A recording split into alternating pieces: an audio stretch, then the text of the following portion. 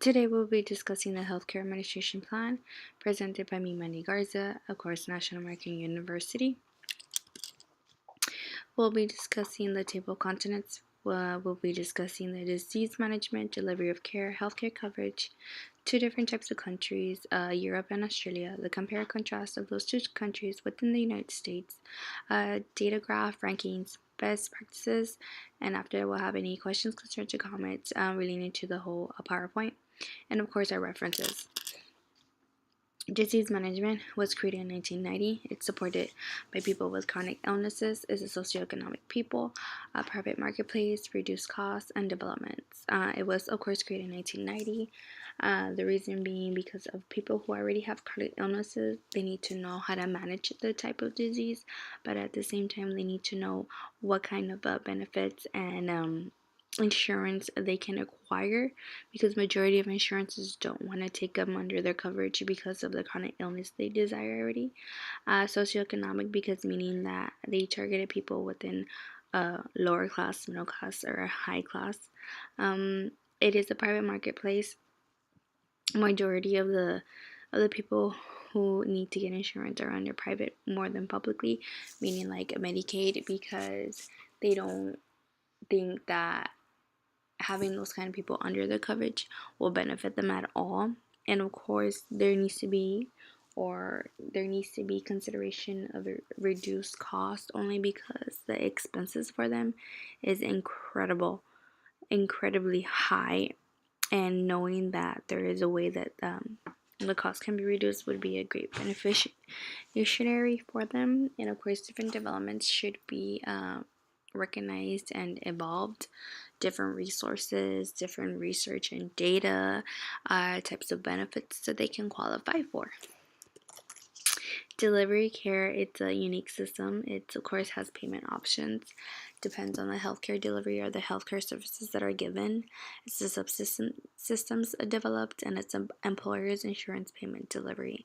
The last bullet, it represents more of anyone who has employees or who is an employer is entitled, at least here in the United States, for example, is entitled to provide their employee with some sort of a healthcare coverage, which equals to the employer giving employee healthcare coverage, which is the insurance, yet is being paid out either by out of pocket or payroll deduct, yet which concludes to the delivery of the healthcare services that are provided to them, which this ties into the second bullet of the payment options.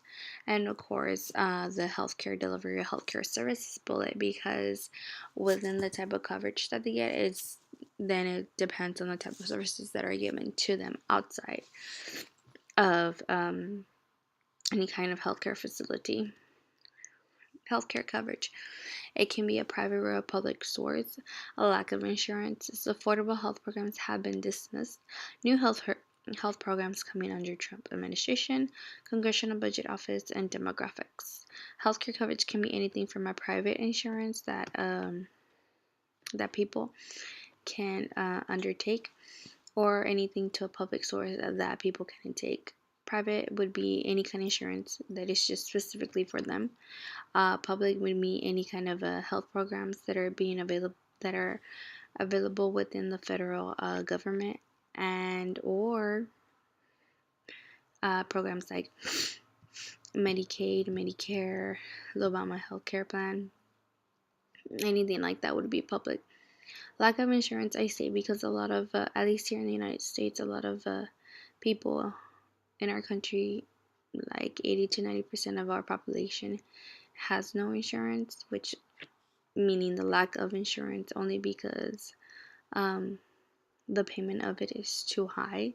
The cost is ridiculous, and I mean, even if you have insurance, even then, like sometimes, like you feel, what's the purpose of it when it doesn't really help? It doesn't really help you cover anything, because the premiums are high, the deductibles are high, your copay is still too high, depending what kind of doctor you see. So the majority of the people tend to lack insurance because of the primary purpose of not being able to pay it. A lot of affordable healthcare programs have been dismissed, or they're trying to be dismissed. At least within the Trump administration, they're trying to dismiss the Obama healthcare one. Yet the Trump administration is trying to come up with new healthcare programs.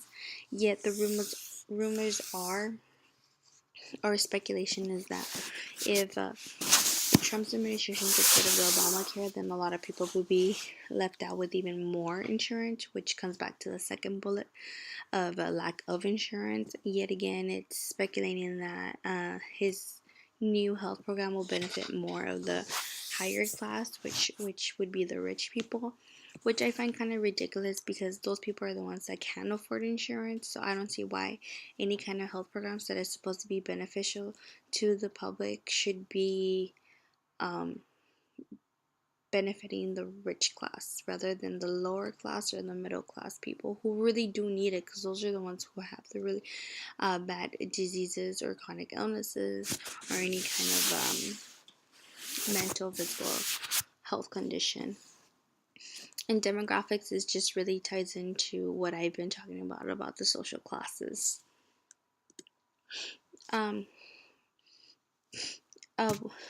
Discussing two different types of countries would be Europe. One of them would be Europe, and it's very different compared to us here in the United States because they have a national level of healthcare.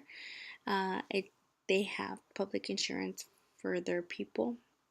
Of course, even though their people are not being are not obligated to pay for it, they still get taxed for it.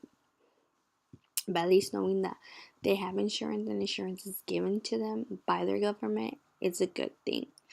European health insurance cards are given to them to verify that in case it's an emergency or they need to go to the doctor or anything like that, it's already covered for them because they have their card and because the government provides it for them.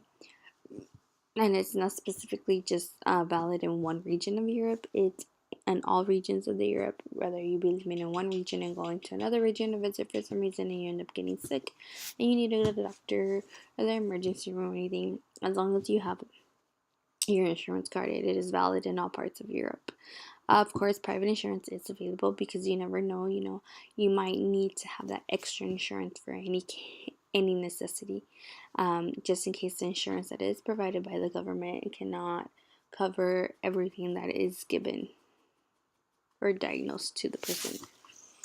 You also have in Australia, kind of about the same similarities that Europe had, except that this one's universal access. Of course, they get taxed again. Medicare was introduced in 1984 in Australia. It's the federal government, meaning the states, are responsible for, and Commonwealth government. Federal state government, meaning by states' responsibilities, is that it is the country's responsibility to take care of the insurance policies when it comes to their people. It is their obligation to provide a certain healthcare coverage for their people to make sure that they are being being covered and in health and well condition. Compare. They all have insurance they can provide to the people, private or public. Of course, they have to get taxed, and of course, Medicare, it is provided for them, not just here in the United States, but at least, for example, in Australia.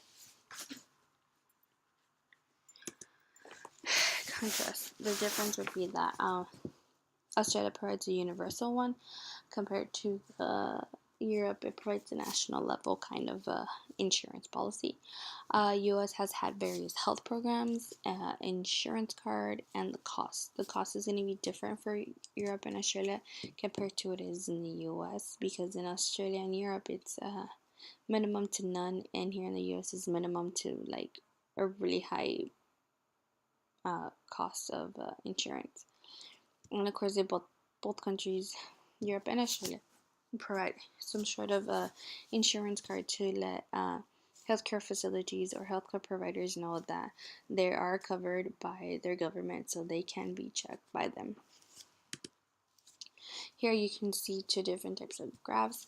At least in the first one, you can tell that on number 12, the United States, it is not a universal coverage compared to the other countries, with the exception of number 10.